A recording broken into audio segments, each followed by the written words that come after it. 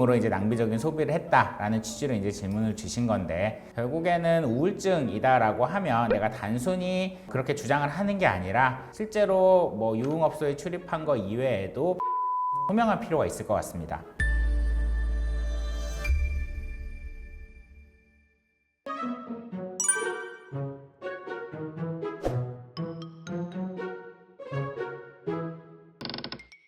신속채무조정을 포함해서 신용회복위원회를 이용하실 수 있는 절차도 있고, 그리고 개인회생 절차도 있고, 아마 그것뿐만 아니라 지금 많은 채무조정 제도들이 있기 때문에 개인의 상황에 맞춰서 다양한 제도들이 존재하고, 그에 맞춰서 어떤 게 더 유리한지 검토를 해보시는 과정은 당연히 필요하신데요. 이렇게 보시면 되긴 합니다. 기본적으로 개인회생이라는 거는 3년에서 5년 사이 단기간에 내가 변제할 수 있는 최대의 금액을 변제를 하고, 그리고 나머지를 탕감받는 제도, 이제 이렇게 보시면 되고, 신용회복위원회를 거치는 절차의 경우 원금 탕감을 높게 하진 않지만 기간을 길게 가져가면서 월 변제금을 낮추는 그런 제도라고 보시면 됩니다. 이 질문을 하신 분이 아마 두 가지 고민이 다 있으신 것 같아요. 코인 투자로 실패한 부분이 청산가치에 많이 반영이 돼서 그 부분 때문에 내가 월 변제금이 올라가는 거 아니냐, 이제 그런 부분으로 많이 걱정을 하실 것 같은데, 최근 법원은 코인 투자라고 해서 무조건 도박에 준해서 판단하는 것이 아니라 이것도 일종의 투자 실패로 파악을 해서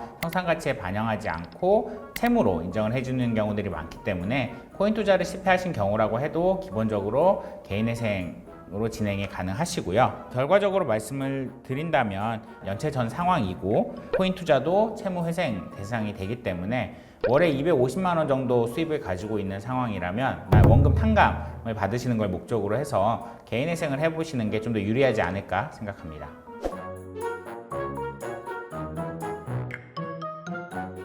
네, 최근 저희 의뢰인들 중에서도 신용점수가 회복이 됐다라고 이제 연락을 해주시는 분들이 이제 꽤 계시는데요. 예전에는 그 공공기록이 면책이 된 이후에 삭제가 됐기 때문에 개인회생을 하시는 중에 신용정보가 오른 일은 사실상 거의 없었습니다. 근데 성실 상환을 하는 경우에 조기 이제 공공기록 삭제를 하겠다라고 발표가 된 이후에 이제 실제로 지금 법원에서 정보가 넘어가고 있는 중이기 때문에 신용정보가 상승하는 일이 지금 생기고 있습니다. 신용점수가 상승했다는 게 신용회복이 완료됐다라고 보시면 안 되고요. 신규 대출이나 카드 발급, 그리고 금융활동을 할 때 심사에는 이제 불이익이 있을 수 있는 거기 때문에 당장의 신용점수가 상승한 것이 당장의 신용활동에 크게 영향을 주지는 못하겠지만, 그래도 어쨌든 낮은 점수에서 시작을 하시는 것보다 면책된 이후에 또 어느 정도 상승한 점수에서 시작을 하시게 되면 다시 신용점수를 빨리 쌓고 개인회생 이전에 경제활동을 하시던 상태로 돌아가시기에 더 유리하기 때문에 그런 점에서는 상당히 유리한 상황이시다, 그렇게 보시면 되겠습니다.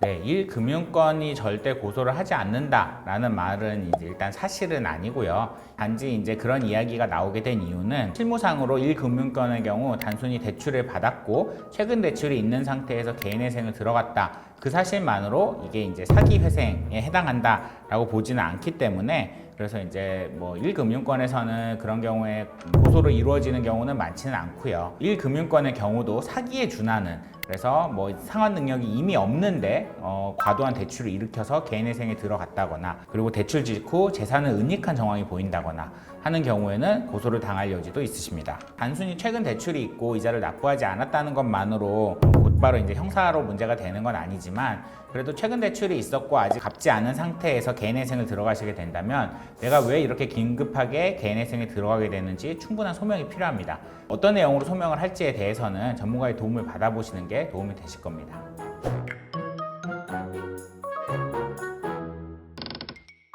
일단 말씀하신 상황으로만 놓고 보면 최근 대출이 있었고 단기간 사용하였고 상환 이력이 거의 없고 지출 자체도 모두 소비성 지출이고, 그리고 사용처가 유흥업소 관련 송금인데 금액이 9천만 원, 사실 유흥비나 술값으로 썼다고 하기에는 사실 많이 높은 금액인 거는 사실입니다. 술값으로만 썼다기보다도 충분히 그를 통한 재산 은닉이나 뭐 그 추가적인 내용도 의심할 수 있는 그런 상황으로 보이고요. 그렇기 때문에 이거를 이제 단순히 낭비성 소비로 볼 것인지 아니면은 재산 은닉의 의도가 있었는지 그 부분이 조금 달라질 수도 있고요. 단순히 낭비성 소비로 본다고 해도 여전히 청산가치에 얼마큼이 반영될 수 있을지에 문제가 남습니다. 이거는 청산가치에 반영을 한다는 거는 내가 개인회생에 들어갔을 때 변제금이 얼마가 되고 월 변제율이 얼마가 나오는지 그거에 따라서 이 금액을 얼마나 반영을 할지가 결정이 될 테고요. 지금 우울증 때문에 이제 유흥으로 이제 낭비적인 소비를 했다라는 취지로 이제 질문을 주신 건데, 결국에는 우울증이다라고 하면 내가 단순히 그렇게 주장을 하는 게 아니라 실제로 뭐 유흥업소에 출입한 거 이외에도 병원 진료를 받으면서 내가 우울증이나 정신적인 질환이 있다라는 걸 어느 정도 인정받을 수 있는지, 그리고 당시의 정신건강 상태나 아니면은 그 정신건강 상태 이전에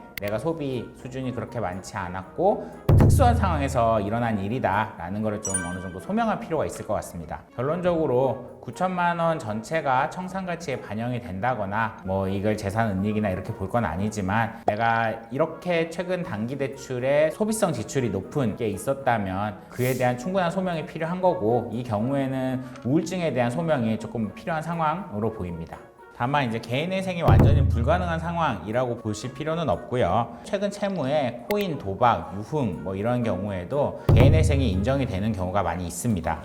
다만 변제율 상승 가능성이 높고 보정이 많이 나오고 심사 강도가 높을 것이 예상이 되기 때문에 이런 경우는 전문가와 같이 진행을 하시는 게 필요하신 상황입니다.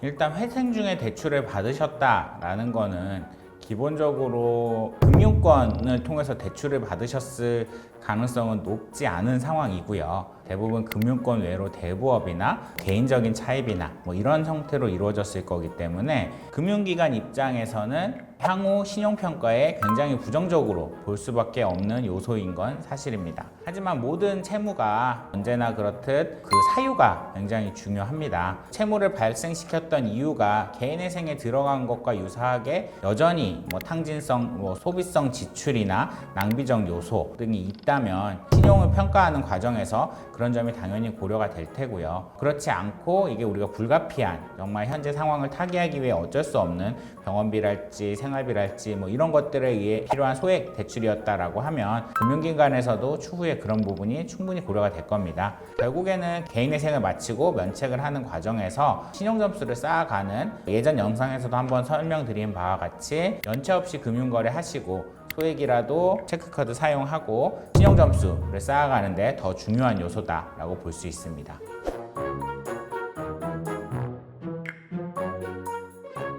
이를 개인회생에서는 편파변제라고 하는데, 개인회생을 준비 중이시라면 상당히 조심하셔야 되는 행동입니다. 단정적으로 말씀드리면 개인회생을 준비하시는 중이라면 하지 말으셔야 할 행동 중에 하나입니다. 법원은 왜 특정 채권자에게만 먼저 갚았는가 라고 묻게 되고, 편파변제에 대한 문제 지적 까지 이제 이루어질 수 있고, 미리 변제한 게 인정은 받지 못하고 개인회생에서 불리하게 작용할 요소가 더 크기 때문입니다. 실제로 많은 분들이 이 카드는 살리고 싶다, 이 채권은 내가 따로 갚을 거기 때문에 개인회생에서 제외하고 싶다, 뭐 이런저런 사유들로 한쪽 채권만을 우선 변제하거나 한쪽 채권을 남겨두고 싶은 이제 그런 문의를 많이 주시는데요. 실제로 개인회생에는 모든 채권이 다 들어가야 되고 그 채권을 모두 공평하게 나눠서 면책을 받는 제도이기 때문에 편파변제는 개인회생을 앞두신 중이라면 가급적이면 하지 않으시는 게 좋습니다. 네, 지금까지 인터넷에서 많이 있는 질문이나 실제 사례들과 관련해서 답변을 좀 드려봤는데요. 이와 관련돼서 본인의 상황과 유사하다거나 추가로 궁금하신 상황이 있으시면 댓글이나 프로필에 있는 직통번호로 연락 주시면 성실히 답변 드리도록 하겠습니다. 지금까지 법무법인 영웅 안영진 변호사였습니다.